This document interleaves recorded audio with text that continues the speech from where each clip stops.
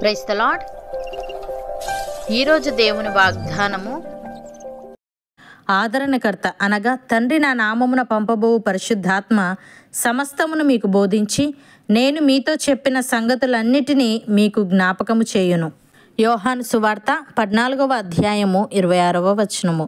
సహోదరి సహోదరులారా, ఈ వచనంలో యేసయ్య తన శిష్యులతో మాట్లాడుతున్నాడు. క్రీస్తు శిష్యులకు ఇది ఒక ప్రత్యేకమైన వాగ్దానం.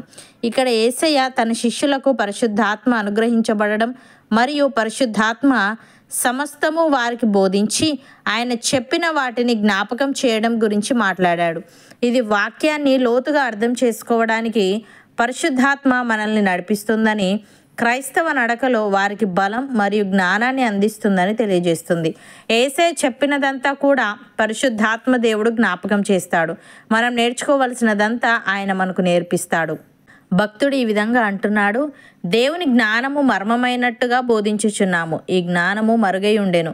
జగదుత్పత్తికి ముందుగానే దీనిని దేవుడు మన మహిమ నిమిత్తము నియమించెను. అది లోకాధికారులలో ఎవనికినీ తెలియదు. అది వారికి తెలిసి ఉండిన ఎడల మహిమా స్వరూపియగు ప్రభువును సిలువ వేయకపోయిందురు. ఇందును గూర్చి దేవుడు తన్ను ప్రేమించి వారి కొరకు ఏవి సిద్ధపరచనో అవి కంటికి కనబడలేదు, చెవికి వినబడలేదు, మనుష్య హృదయమునకు గోచరము కాలేదు అని వ్రాయబడి ఉన్నది. మనకైతే దేవుడు వాటిని తన ఆత్మ వలన బయలుపరిచి ఉన్నాడు. ఆ ఆత్మ అన్నిటినీ, దేవుని మర్మములను కూడా పరిశోధించుచున్నాడు.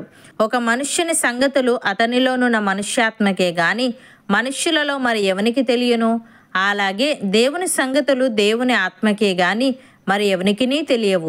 దేవుని వలన మనకు దయచేయబడిన వాటిని తెలుసుకొనుటకై మనము లౌకికాత్మను కాక దేవుని యొద్ద నుండి వచ్చు ఆత్మను పొంది ఉన్నాము అని.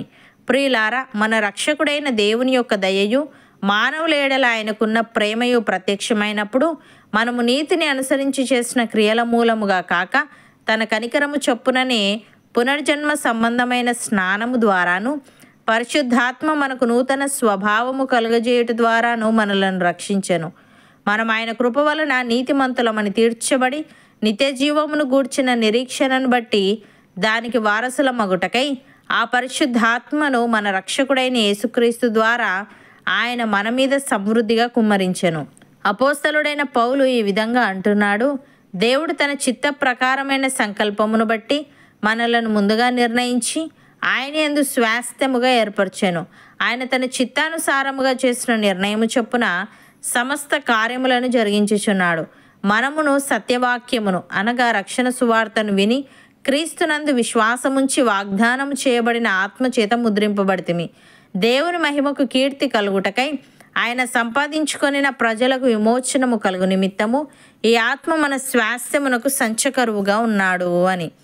సహోదరి సహోదరులారా, మనము వినిన సంగతులను విడిచిపెట్టి కొట్టుకొని పోకుండానట్లు వాటి యందు మరి విశేష జాగ్రత్త కలిగి ఉండవలెను. ఎందుకనగా దేవదూతల ద్వారా పలకబడిన వాక్యము స్థిరపరచబడినందున ప్రతి అతిక్రమమును అవిధేయతయు న్యాయమైన ప్రతిఫలము పొంది ఉండగా ఇంత గొప్ప రక్షణను మనము నిర్లక్ష్యము చేసిన ఎడల ఎలాగూ తప్పించుకొందుము? అట్టి రక్షణ ప్రభువు బోధించుట చేత ఆరంభమై దేవుడు తన చిత్తానుసారముగా సూచక క్రియల చేతను మహత్కార్యముల చేతను నానా విధములైన అద్భుతముల చేతను వివిధములైన పరిశుద్ధాత్మ వరములను అనుగ్రహించుట చేతను వారితో కూడా సాక్ష్యమిచ్చుచుండగా వినిన వారి చేత మనకు దృఢపరచబడెను. అవును అన్నవారు నాతో పాటు ప్రార్థనలో ఏకీభవించండి.